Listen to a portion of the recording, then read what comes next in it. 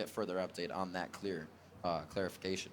But for this game, no more snowball, Froggen. No more. Put it down. Put it down. I'm just going to jump into the lobby.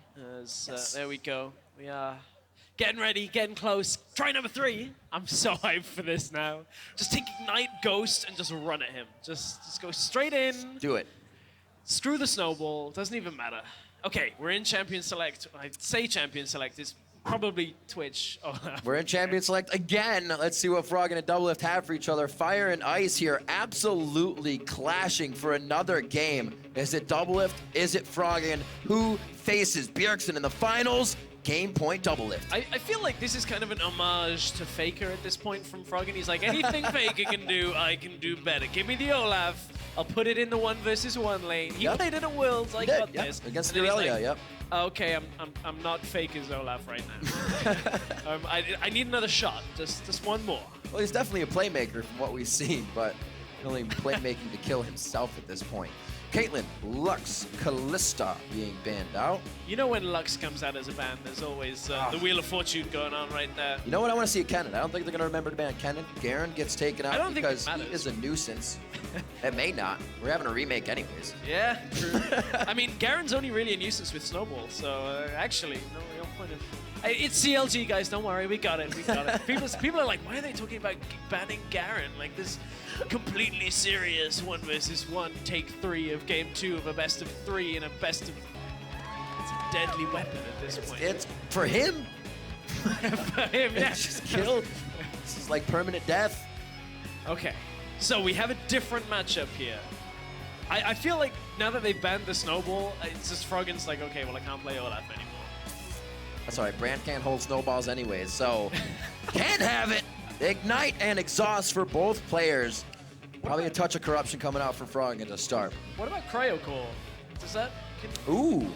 Cryocore, I mean, but he's not like... True, it's not actually he's like... not a frozen. You got a point there. You got a point, Riff. See, he's like a plasma cryo. But, yeah. Probably not good with the snowball. There's still a melt effect.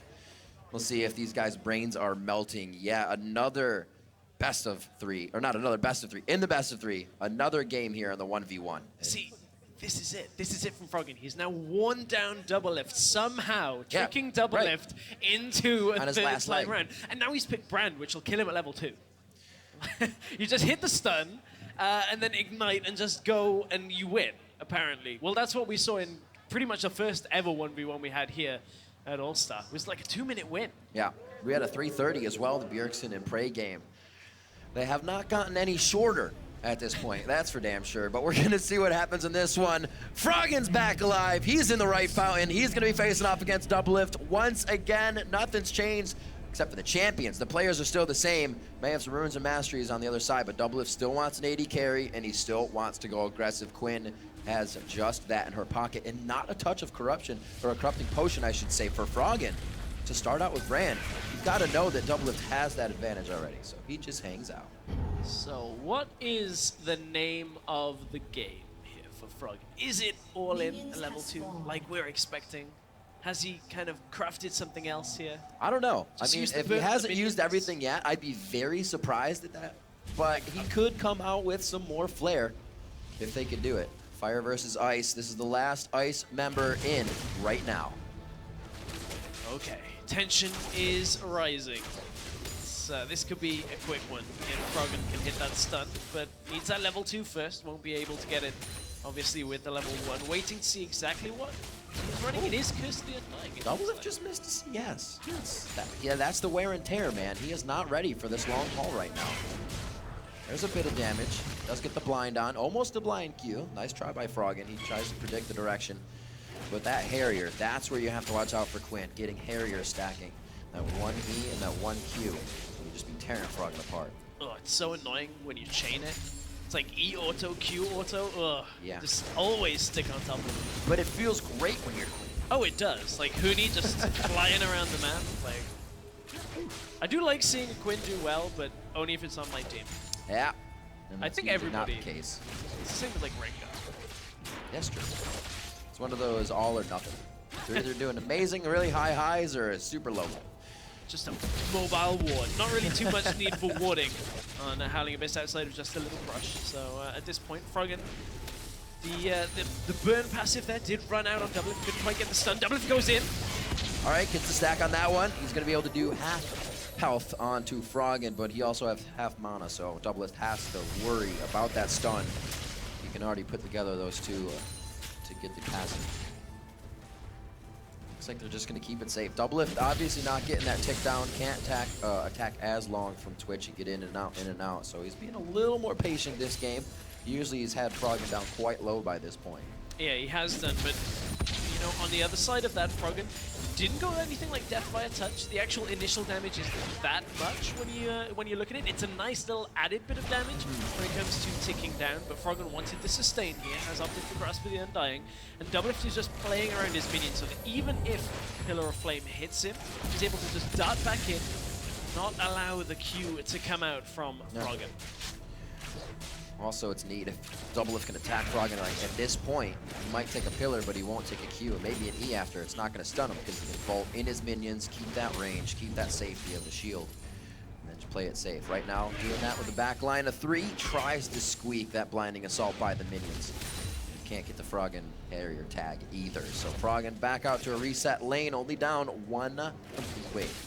Yeah, that is a fair amount though this early on. Of course, Brand with the Doran's ring doesn't exactly have the greatest amount of AD when it comes to taking out minions as they drop low. Of course, as we were talking about, you've got to set up the melee ones first. One auto, a tower shot, and then one auto is the kill on the melee minions. But couldn't quite get the combo there on Doublelift. Doublelift wants to go in, level 5. That's almost like an Anivia combo. You throw out the W and the Q mid-air, Alt E, you get the damage. So Froggen using a bit of that technique to his advantage, almost getting Doublelift on a few stuns. They're about same health, a little bit low on mana.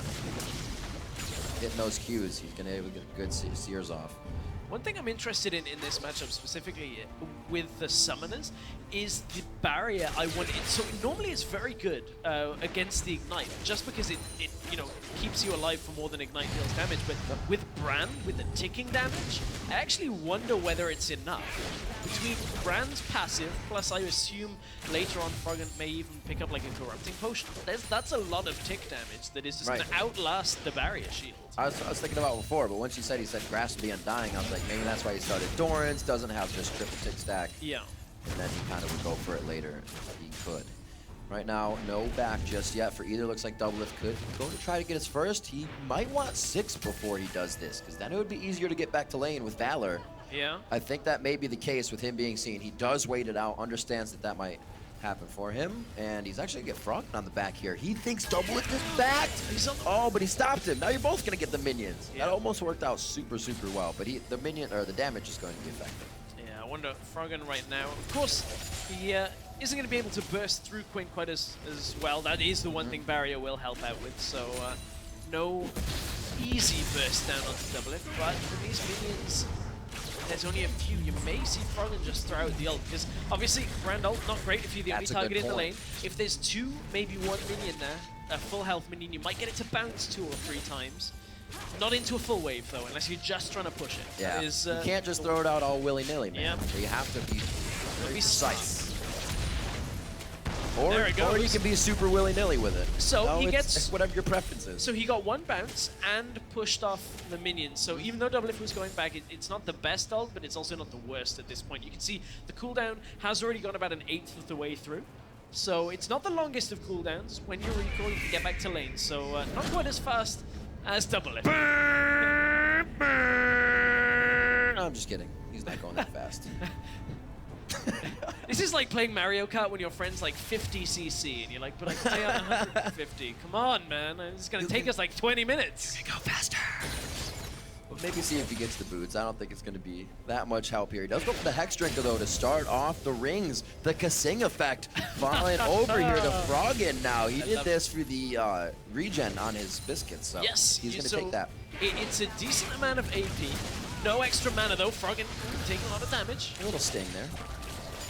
So yeah, no real extra mana regen. It gives you 100 base mana, so no real help over a long period of time, but does give you plus 25% extra healing from potions. So it's all about sustain for Froggen.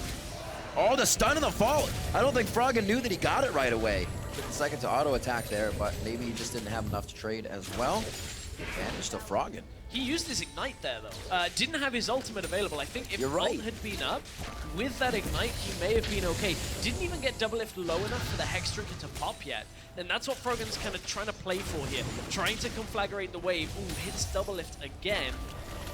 But that Hex Drinker is still available. Froggen may really be in the advantage here. His mana is not going everywhere. Every time he casts these spells, the regen he has on brand at this point is gigantic. That's the Pyroclasm coming out. He goes back, though, with the slow vault. He knew the chase was not there, but he gets Doublelift Summoners, both of them down. So feels good about having that exhaust up on Froggen's side. But you can see Froggen, without real big-ticket AP items, doesn't have the damage to burn all the way through the barrier. Only got a couple of hits off. So at this point, didn't have the Ignite, didn't use the Exhaust, wasn't really in that kind of spot where he needed it. But look at the CS difference. Haven't really touched on it all that much yet, but 74 to 53. Doublelift may be looking to win for, what, a fourth time? This is a big CS lead here. I think would this actually definitively prove that Doublelift could say he's better than Froggen? Like, actually definitively here. 4 wins, back to back to back to back. This is true. Or is Froggen gonna be like, nah, I beat myself. Half of those, I beat myself. That's still losing. That is true. That is still losing. Let's get serious about this. That's still losing. Well, 79 is, like you said, double this belt right now. Went back for another longsword, so he figures that Froggen's just gonna be the one taking most of the damage here. Gets hit out of Valor. Nope. And will not be flying. He won't. But you saw that a lot when with the Quinn players using Valor blew his mana to do that. Yeah, because of the fact that there's really no cooldown on it, you can just fly around, push the wave, get your minion, get your health relic, use the arrows to do a lot of AoE damage. But he's got to be careful he doesn't get hit too much. Right, tanky minions. He found an opening, threw his ward down at the same time. I don't know how he got another finger to do that. That was pretty crazy. Throw everything. Damage, but the spell reel was used incorrectly by Froggen there, trying to determine where to go with it. The pillar and then the Q, just missing. And the thing is, Doublelift doesn't have to do this. He is winning on CS right now. Yeah. If he maintains his health, oh, fancy feat. If he maintains his health, he just wins on CS. No, he didn't get it. Okay, I thought he did. That's the Pyroclasm. It's going to bounce back to him. Hex Drinker sated. Now Froggen moving in. The pillar can reach from range, but he will not try to go for it. He does have an advantage on pushing lift off the minions, though.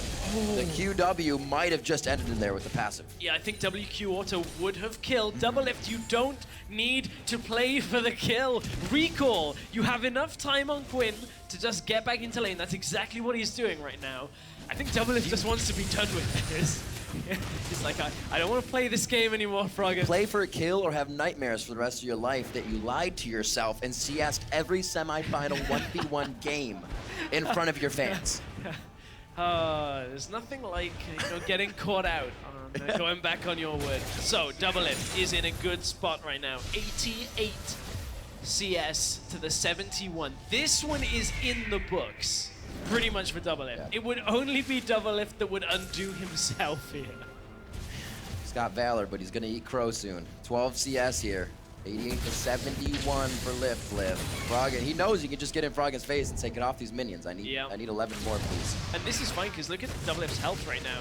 Barrier not quite available, though. If that was just in the turret range, that would have spelled bad news. Bears in a third game coming in, but game point for Doublelift, looking to face off against his new mid lane, a TSM. Doublelift versus Bjergsen and just about 600 more HP of Froggen, but he keeps himself alive.